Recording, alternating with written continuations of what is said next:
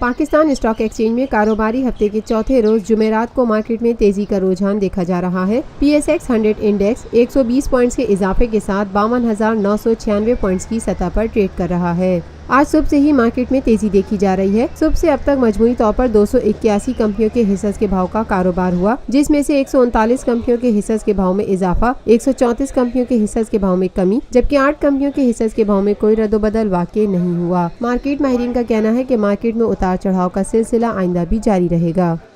Lotus Lake Towers, a groundbreaking endeavor by Lotus Properties.